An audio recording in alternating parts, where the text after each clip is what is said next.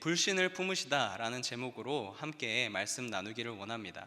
오늘 제가 성도님들에게 소개시켜드리고 싶은 내용은 도마에 대한 이야기가 되겠습니다.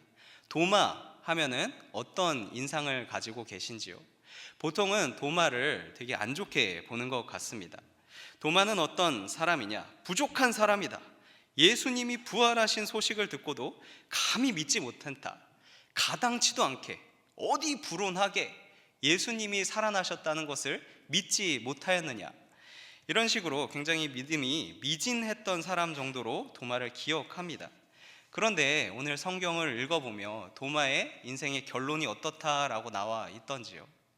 이렇게 의심쟁이 도마도 예수님을 믿게 되고, 주님은 나의 하나님입니다 고백하고 구원받는 것을 봅니다. 도마는 불신으로 가득 차 있었지만 예수님께서 찾아오셔서 그런 도마를 바꿔놓는 것이지요. 오늘 저와 함께 예수님께서 이 도마를 어떻게 빚어나가시는지를 살펴보면서 은혜 받기를 원합니다. 그러기 위해서 먼저 원래 도마가 어떤 사람인지를 좀 살펴보기를 원합니다.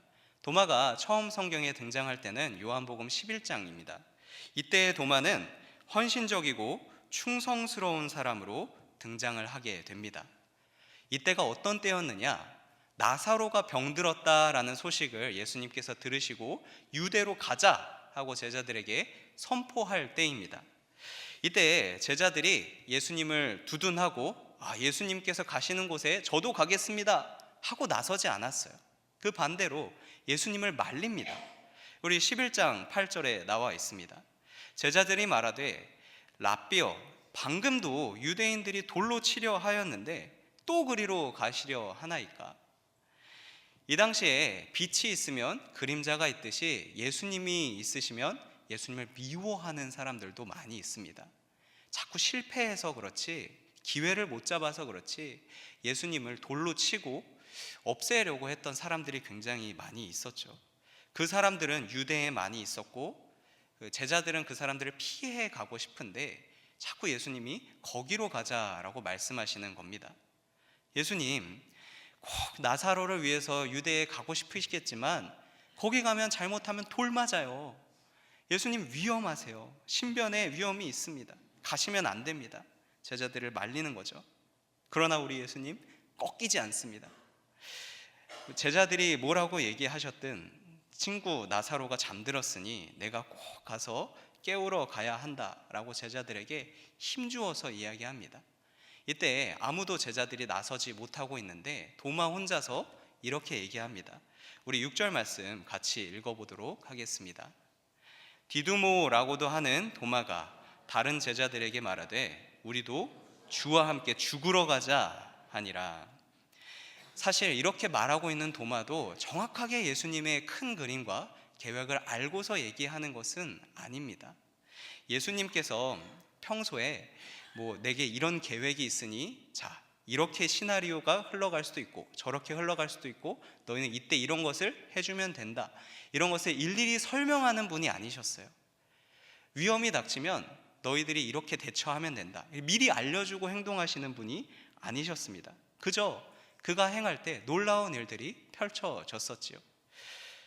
그렇지만 예수님이 이번만큼은 반드시 가야 하겠다라고 말씀하시니 도마는 예수님 편에 서서 안 된다고 말하는 제자들을 설득해주고 싶은 겁니다.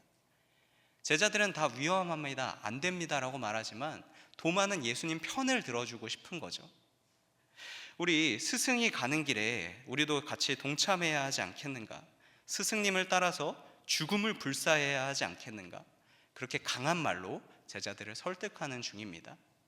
이 장면에서 보는 도마는 굉장히 예수님께 대하여 충성심이 강한 사람이구나, 이 사람 굉장히 헌신적인 사람이구나 하는 것을 볼 수 있습니다. 이 이후에 또 두 번째 도마의 등장은 요한복음 14장에서 나타나게 됩니다. 이때가 어떤 때였느냐? 이때 나타난 도마는 모르는 것은 모른다고 말할 줄 아는 솔직한 사람이었습니다. 상황이 이렇게 되었습니다. 예수님께서 유월절에 갑자기 제자들의 발을 씻기시더니 식사를 하시고 너희 중에 하나가 나를 판다고 말씀하십니다. 가면 갈수록 분위기가 심상치 않게 되고 자꾸 심각해지자 베드로가 얘기하는 거죠. 예수님 어디 가십니까? 예수님 가시는 길에 나도 따라가겠습니다. 주님을 위하여 내 목숨을 버리겠습니다. 결연하게 이야기하는데 예수님께서 그걸 받아주지 않으세요. 지금 내가 가는 곳에 너는 따라올 수 없다고 이야기하십니다. 그리고 마치 한동안은 안 돌아오실 것처럼 얘기하세요. 나는 너희를 위하여 거처를 예배하러 간다. 제자들 입장에서는 이해할 수 없는 이야기를 하십니다. 물론 지금의 우리는 예수님께서 무슨 말을 하고 계신지 다 압니다. 예수님께서 제자들과 마지막 만찬을 하시고 곧 십자가에 못 박히시고 돌아가시고 부활하신 후에 승천하셔서 하늘의 보좌 우편에 앉으셔서 우리를 위해 중보하시고 우리가 올 것을 거처를 마련하고 계십니다. 하지만 당시의 제자들 입장은 이렇습니다. 우리 16장 17절 18절 말씀 함께 읽겠습니다. 제자들 중에서 서로 말하되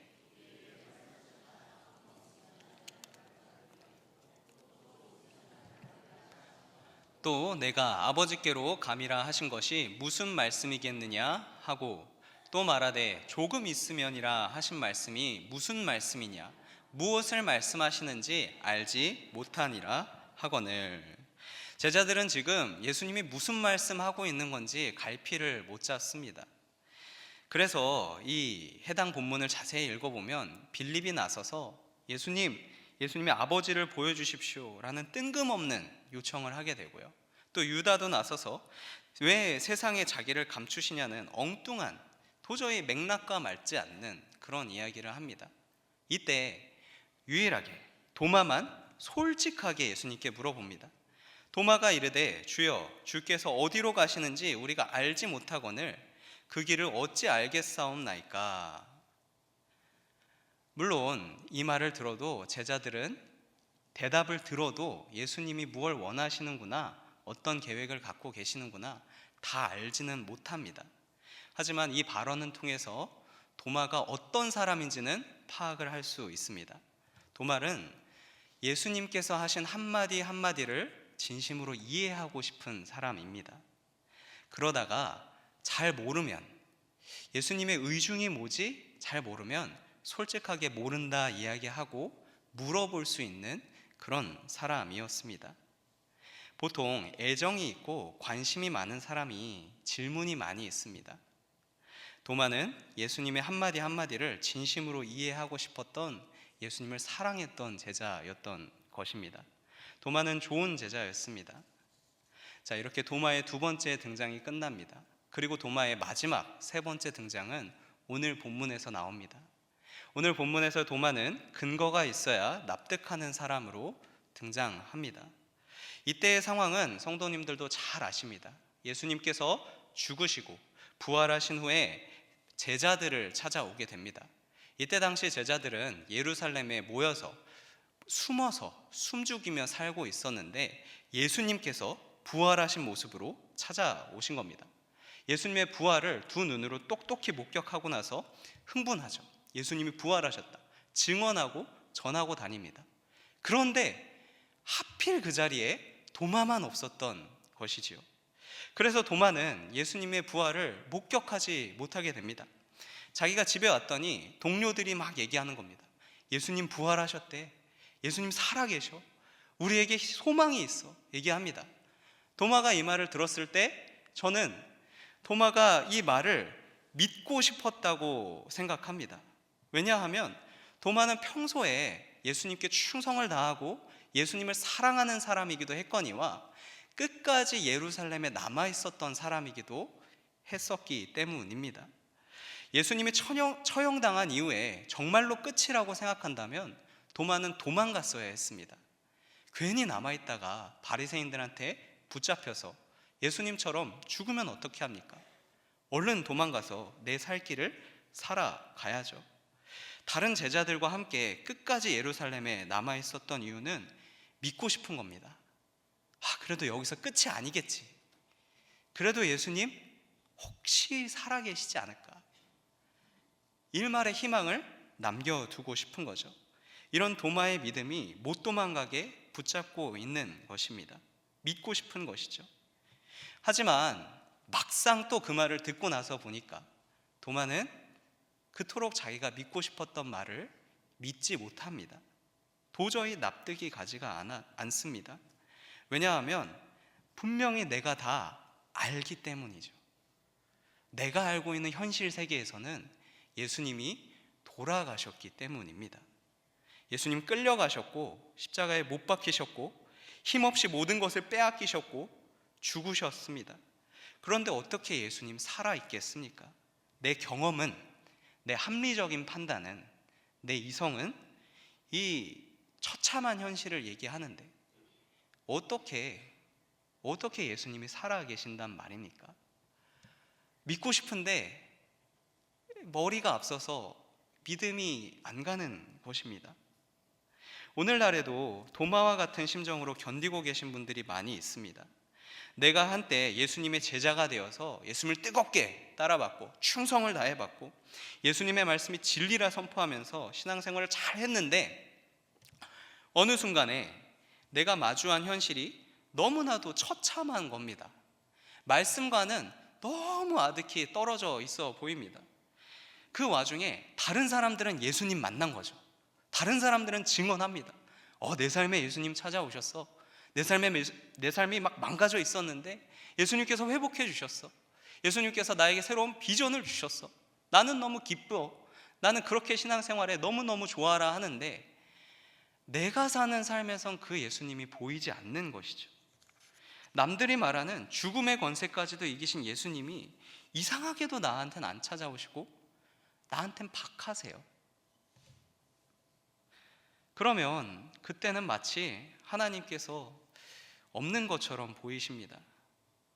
마치 나 혼자 광야에 서 있는 것 같은 그런 시간이 찾아오는 거죠. 말씀이 선포될 때 남들은 아멘 하고 잘 따르는데 나는 그 말씀을 들으면 마음이 미어지는, 내 삶엔 왜 평안하라 라는 말씀이 이루어지지 않는가 답답한 순간이 옵니다. 그렇다고 그 다음 날서부터 교회 다 때려치고 난 그냥 불신자가 될래 그렇게 할 수 있느냐? 그러기엔 너무 늦었습니다. 이미 하나님의 마음을 너무 많이 알아버렸고 돌이키기에는 멈출 수가 없는 순간까지 와 버렸거든요. 그래서 하루하루 도마처럼 그냥 견디는 겁니다. 믿고 싶은데 안 믿어져요. 안 믿어진다고 도망치지 않아요. 그래도 견디고 그 자리를 계속 지키고 있는 겁니다. 이렇게 힘든 시기를 견디다 보면 나는 내 눈으로 보지 않고서는 믿지 못하겠다라고 말한 도마처럼 말실수를 하게 되기도 합니다. 분명히 도마가 시간이 흐른 뒤에 생각해 보면 내가 왜 이때 이런 말을 했었지? 참 후회가 된다. 그런 말을 했을 겁니다. 사고도 치고 그런 것이죠. 내가 믿고 싶은 것이 차마 믿겨지지 않아 억울하니까요. 억지로 나를 쥐어짜면서 버티는데 차마 마음 다해서 주님 말씀은 진리입니다. 말하기는 힘들고 곳곳에서 삐걱삐걱거리면서 도마처럼 견디고 있는 겁니다.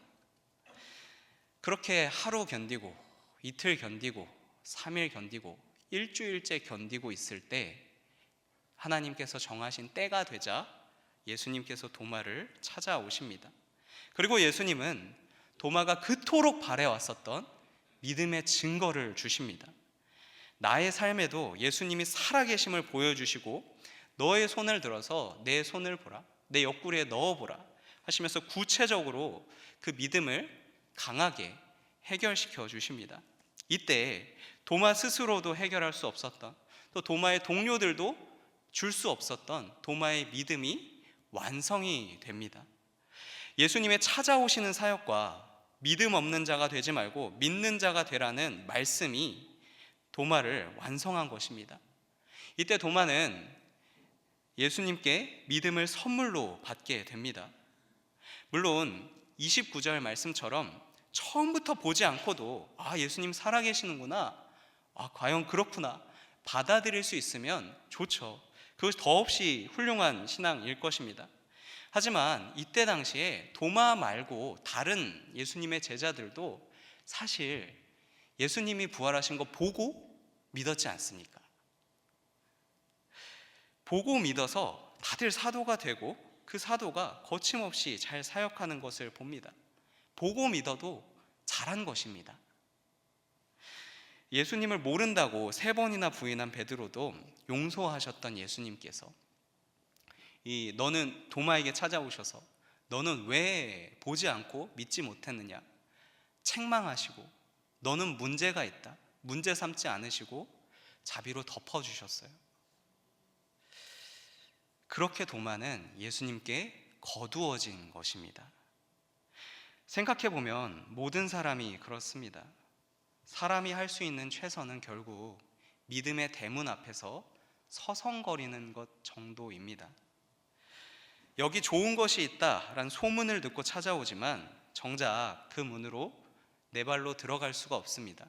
그 안에 있던 사람들도 강제로 그 사람을 끌어들여 줄 수가 없습니다. 그 앞에서 서성거리고 있는 정도가 사람이 할 수 있는 최선입니다. 그 누구도 나의 믿음을 완성시켜 주지 못하는 것입니다.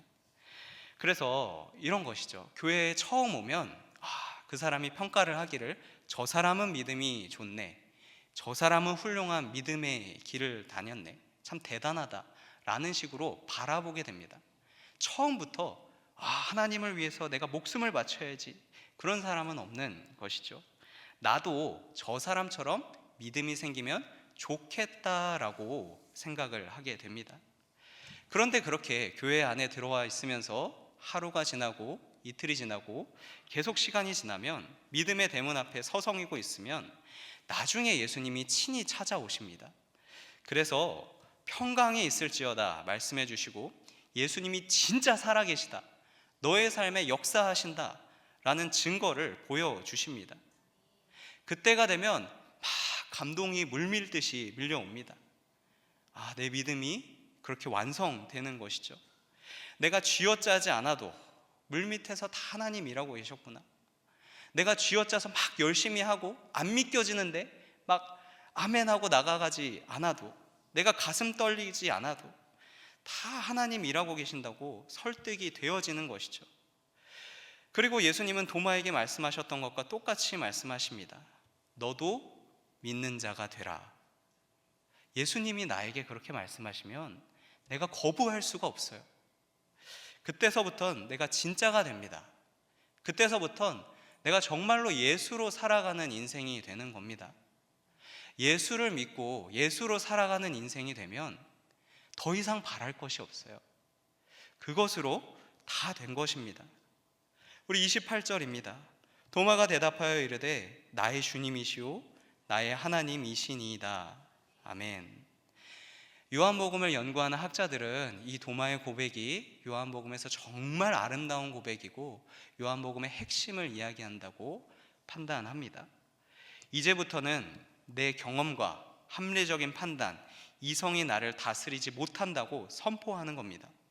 하나님은 내가 할 수 있는 최대의 불신보다 다른 사람들이 어찌할 수 없었고 나 스스로도 좌지우지할 수 없었던 불신을 하나님께서 녹여주셨고 이제부터는 예수님이 나의 주인이시다 인정하는 고백이기 때문입니다. 이 고백을 할 수 있다면 이제서부터는 차원이 다른 새로운 신앙생활이 시작이 되는 것입니다. 내 믿음이 아니라 예수님께서 주신 믿음으로 신앙생활을 하기 때문입니다. 우리가 잘 알고 있는 아브라함이 이렇게 예수님을 만났습니다. 아브라함이 처음에 등장했을 때 하나님께 약속을 받죠. 내가 너에게 복을 주겠다. 너로 하여금 큰 민족을 이루게 하겠다. 떠나라. 아브라함은 그 약속 말씀을 믿고 떠납니다. 그러나 시간이 지나자 그 믿음이 흔들립니다. 그래서 하나님께 이렇게 이야기하죠. 하나님, 아직도 나는 자식이 없습니다. 우리 집엔 엘리에셀이란 종이 있는데 이렇게 가다가 결국에 이 엘리에셀이 나의 모든 것을 상속받는 것 아닙니까? 불안해하죠. 흔들립니다. 그 말씀을 했을 때 하나님께서 다독여 주십니다. 아니다. 너의 아들이 너의 모든 것을 상속하게 될 것이다. 그때는 또 괜찮은 것 같았는데 시간이 또 지나니까 믿음이 흔들립니다. 왜냐하면 하나님의 약속과 달리 내 현실은 너무너무 처참하거든요. 하나님은 분명히 아들 주시겠다고 했는데 내 현실은 아들이 없거든요. 하나님의 말씀이 너무 아득해 보여요. 내 삶엔 하나님의 말씀이 역사하지 않는 것 같아요. 다른 사람은 되는 것 같은데 내 인생은 예외인 것 같아요. 그래서 하가를 데려옵니다. 그래서 편법으로 이스마엘을 낳게 되죠. 흔들흔들 하는 겁니다. 내가 믿어보고 싶었지만 믿지 못하는 이 마음이 이렇게 실수를 하게 되는 거죠. 나중에 가서는 하나님께서 직접적으로 또 너에게 아들을 낳게 하겠다라고 하나님께서 말씀하실 때 아브라함이 속으로 비웃습니다. 왜냐하면 100세나 된 사람이 무슨 아들을 낳겠는가 라고 생각하기 때문이죠. 끊임없이 흔들흔들 비틀비틀 대면서 걷는 믿음이 그 안에 있었던 것입니다. 하지만 하나님께서 주신 삶을 아예 내팽겨치지 않았죠. 버텼죠. 그래도 하나님께서 떠나라라고 하신 그 길 안에서, 그래도 하나님께서 붙여주신 사람들 안에서 답을 찾으려고 괴로우면서도 버텼습니다. 그렇게 하나님이 정하신 때가 되자 이삭을 낳게 됩니다. 그때 믿겨지는 거죠. 아, 내 삶에 진짜로 하나님의 약속이 이루어지는구나. 감사하다. 나의 삶에 웃음이 피게 되었구나. 그렇게 고백하는 겁니다. 비틀비틀 걸어오던 믿음을 가지고 있는 아브라함이었지만 하나님이 먼저 찾아와 주시고 확실한 믿음의 증거를 그 안에 보여주어서 그의 믿음이 그제서야 완성되는 것입니다. 이것이 우리가 익히 알고 있던 믿음의 조상 아브라함입니다. 사람은 처참한 현실 속에 있으면 자꾸 하나님의 약속이 안 보이는 것이죠. 그래서 실수도 많이 하게 되고 나중에 되돌이켜 놓고 보면 후회할 만한 일도 많이 하게 됩니다. 하여튼 그러면서도 남아있는 거죠. 주님의 음성 듣는 자리를 지키는 겁니다. 안 떠나고 하나님 믿고 싶은데 믿을 수가 없어요. 믿음을 보여주세요. 믿음을 더해주세요 라고 구하는 겁니다. 그러면 나중에 하나님께서 믿음의 증거를 주시고 그에 따라 감사가 넘치게 하는 삶을 살게 하시는 겁니다. 우리가 알고 있는 욥도 이런 경우에 속합니다. 욥이 잘 살고 있다가 어느 날 갑자기 이유 없는 재앙과 고통이 엄습하게 됩니다. 이때 처음에는 하나님을 찾고 잘하는 듯 보였으나 친구들이 찾아와서 욥 너 잘못된 거 아니냐? 네가 잘못한 게 있으니까 하나님께서 벌을 내리시고 하나님께서 너를 버리신 것 아니냐? 막 정죄하기 시작합니다. 이때 욥의 마음이 다 뒤집어져요. 그래서 하나님께 기도합니다. 하나님 속히 나를 구하소서. 기도했는데 하나님이 바로 들어주시나요? 침묵하세요. 들어주시지 않아요. 내가 알고 있는 하나님은 나를 이렇게 버려두실 하나님이 아닌데, 의인인 나를 이렇게 대하실 하나님이 아닌데 내 믿음대로 현실이 흘러가지 않는 것이죠. 답답한데 그렇다고 하나님의 말씀을 버릴 수는 없으니까 계속 하나님 앞에서 나옵니다. 하나님 이대로 나 버리실 겁니까? 하나님 이러실 수는 없습니다. 하나님 속히 나타나서 나를 변호해 주셔야 하는 건 아닙니까? 기도의 자리에서 끝까지 버티면서 기도합니다. 그리고 때가 참에 하나님께서 오셔서 욥의 심령을 뒤흔들어 놓죠. 욥은 이제까지 하나님이 왜 세상을 이렇게 운행하시는지, 왜 내 인생을 이렇게 부조리하게 내버려 두시는지 이해가 가지 않았습니다. 그러나 하나님께서 오셔서 확실한 믿음의 증거를 보여주시죠. 이 세상 내가 운행한다. 이 세상 내가 다 창조하였고 내가 다 지금도 운행하고 계신다. 욥에게 확실한 믿음의 증거를 보여주십니다. 그제야 욥은 이제까지 내가 잘못된 믿음을 갖고 살았구나 회개하고 하나님께서 보여주신 믿음을 받아들이며 살게 됩니다. 욥도 많이 비틀비틀 거렸죠. 내가 하나님을 잘 믿어봐야지, 내가 믿는 하나님은 의로우신 하나님이야 라고 처음에 견디려고 해봤지만 잘 안 됐죠. 원망도 많이 했고 불평도 했죠. 그러나 끝까지 그 기도의 자리를 지키다 보니 하나님께서 오셔서 욥의 믿음을 세워주시는 겁니다. 그제서야 욥의 믿음이 완성이 됩니다. 이것이 우리가 동방의 의인이라 부르는 욥의 인생이 되겠습니다. 사랑하는 성도님들, 우리는 좋은 것 많이 한다고, 의미 있는 것 열심히 한다고, 이것도 하고 저리 뛰고 하면서 살지만 결국 예수님이 만나주시기 전까지는 죽어라 헛발질 하던 사람들이었습니다. 딱 내 수준까지는 잘 버틸 수 있습니다. 좀 힘든 일이 와도 웃으면서 봉사할 수 있고, 좀 억울한 일이 와도 이 정도는 그래도 괜찮지, 내 수준까지는 어찌어찌 견딜 수 있습니다. 하지만 내 수준 이상의 어려움이 펼쳐지면 갑자기 심란해지고 울고불고, 하나님 이건 잘못된 거 아닙니까? 막 따지는 그런 사람들이었습니다. 도대체 예수님 살아계신 거 맞냐고, 평온하라 라고 말씀하신 예수님이, 그 말씀이 내 삶하고는 도저히 맞지가 않는다고, 하나님은 내 인생 지금 안 다스리는 것 같다고, 남의 인생만 다스리는 것 같다고, 그렇게 억울함을 항변하기도 합니다. 그런 우리에게 하나님이 말씀하십니다. 야고보서 1장 5절 말씀입니다. 함께 읽겠습니다. 너희 중에 누구든지 지혜가 부족하거든 모든 사람에게 후히 주시고 꾸짖지 아니하시는 하나님께 구하라. 그리하면 주시리라. 아멘. 지혜의 근본은 어디까지나 하나님을 아는 것입니다. 하나님을 알아가는 신앙생활에 뭐가 막히거든, 답답하거든, 내 처참한 현실이 하나님의 약속과 안 맞는 것 같아서 괴롭거든, 우리는 후히 주시고 꾸짖지 아니하시는 하나님께 구해야 합니다. 하나님 영광 보기를 구해야 합니다. 도마도 답답했지만 믿고 싶은데 믿겨지진 않고 또 포기할 순 없고, 그래서 하루 이틀 견디면서 그 자리를 지켰더니 나중에 예수님께서 찾아오셔서 혼내지 않고 믿음의 증거를 보여주시고 그가 구원을 얻기까지 도와주셨지 않습니까? 도마를 변화시켜 주셨지 않습니까?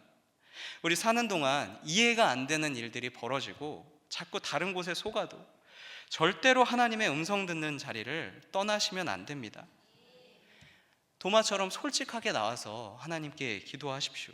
하나님, 분명히 내가 아는 하나님은 사랑의 하나님인데 내 인생엔 왜 사랑이 없습니까?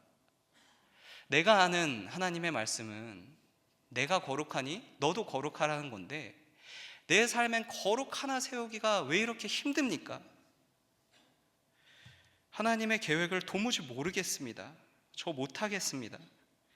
왜 내 처량한 인생엔 예수님이 안 보이는 겁니까? 내가 예수님을 찾는데 왜 예수님 찾아와 주시지 않는 겁니까? 솔직하게 고백하며 끝까지 그 자리를 지켜야 합니다. 그 자리에서 그래도 내가 하나님의 영광 보기를 원합니다. 하나님의 영광 다른 사람한테만 보여주지 마시고 내 인생에도 보여주시옵소서. 구하면서 버텨야 합니다. 그러면 정하신 때에 예수님 오셔서 내 안에 불신을 녹이시고 믿음의 분명한 증거를 주시고 내 믿음을 완성시켜 주십니다. 그 다음은 설명할 게 없습니다. 예수님 주신 믿음 가지고 담대하게 사는 겁니다. 그때부턴 진리와 함께 정말 자유로운 삶이 펼쳐집니다. 물론 그 과정 가운데 도마처럼 나는 내 눈으로 보지 않고서는 믿지 못하겠다 라는 식의 좀 실언도 할 수 있고, 어쩌다 보니 주변 사람들한테 실수도 할 수 있고, 되돌이켜 놓고 보니 내가 왜 그때 그런 말을 했을까 라는 후회할 만한 일도 생길 수 있습니다. 내 신앙의 연차가 어느 정도 되었는데, 상당한데 왜 나는 남들만 갖지 못할까, 내 수준은 왜 그게 안 될까 하면서 괴로울 수도 있습니다. 그 순간에 자책하지 마시길 바랍니다. 자책은 믿음을 줄 수 없습니다. 믿음은 들음으로부터 나옵니다. 나에게 믿는 자가 되라 라고 하시는 세미한 주님의 음성을 들어야 합니다. 결국 그 말씀이 모든 것을 역전시키고 나를 자유케 하실 줄을 믿으며 우리 함께 찬양하고 기도하며 나아가기 원합니다.